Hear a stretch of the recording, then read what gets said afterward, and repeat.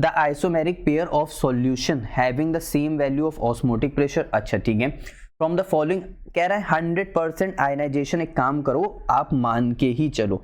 अगर 100% आयनाइजेशन अगर हम लोग मान के चलते हैं तो हम लोग देख लेते हैं। देखो जो हमारे पास स्ट्रॉन्ग इलेक्ट्रोलाइट होते हैं वही हमारे पास क्या होते हैं, 100% आयोनाइज्ड होते हैं। तो यहाँ पे हम लोग कैसे इसको लिख सकते हैं, यहाँ पे एक बार बताओ, समझने की कोशिश करना बच्चों, ठीक है, थोड़ा सा तेज भी करेंगे। यहाँ पे इस तरह ये दे रखा हुआ है भाई, इथेनॉल जो होता है वो वाटर में आयनाइज नहीं होता है, तो इसका डिसोसिएशन 1 रहेगा।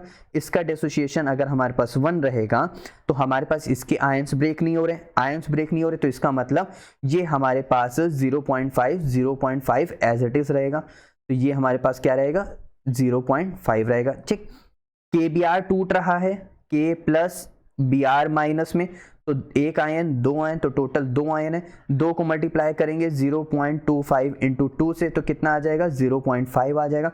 यानी जो ए वाला है उसमें हमारे पास 0.5 है और दूसरे का 0.5 है, तो सेम ऑस्मोटिक प्रेशर, यानी फर्स्ट वाला सही। ठीक, बी वाला देखते हैं, K4FeCN6। मैंने कहा था ना एक बार, मैंने आप लोग को बहुत पहले भी वीडियो में बताया था कि जो FeCN का होल 6 है, घर वाले में जो होते हैं वो ब्रेक डाउन नहीं होते हैं, और जो K4 है जो बाहर वाले होते हैं वो पानी में बह जाते हैं, तो पानी में डिसॉल्व हो जाते हैं। तो यहाँ पे 4K प्लस है, क्योंकि एक K प्लस की वैलेंसी होती है 1 प्लस, तो 4K है तो 4K प्लस पूरा एक ही ये कंपाउंड। तो पूरा जब ये कंपाउंड होगा तो टोटल मेरे पास कितने कंपाउंड हो गए, टोटल मेरे पास 4 यानी 5 हो गए। तो यानी 0.100 इंटू में 5 तो इज इक्वल टू, यहाँ पे हमारे पास आ गया 0.5। ठीक, दूसरा हमारे पास क्या दे रखा हुआ है, दूसरा हमारे पास फिर 0.1 दे रखा हुआ है, तो 0.1 इंटू में देखते हैं कितने, FeSO4, तो एक Fe हो गया, एक SO4 हो गया, 2 NH4 प्लस हो गए, और प्लस एक और SO4 हो गया, तो 2 3 4 5, तो ये भी 5 हो गया। तो टोटल मेरे पास कितने हो गए, 0.5, तो मेरे पास ये भी क्या हो गया, सही हो गया। अब इस वाले को एक बार देखते हैं, एक इस वाले को, K4FeCN6, तो इसमें भी 5 आयन, तो 0.5 नहीं 0.05 दे रखा है ना, इंटू में 5 मेरे पास कितना हो जाएगा, इंटू, तो हमारे पास हो गया 0.25, तो हमारे पास इसका आ गया 0.25। ठीक, इसका हमारे पास NaCl यानी 2 में तोड़ रहा है ना, तो 2 में तोड़ रहा है, तो इसका मतलब 0.25 इंटू में 2 करेंगे तो 0.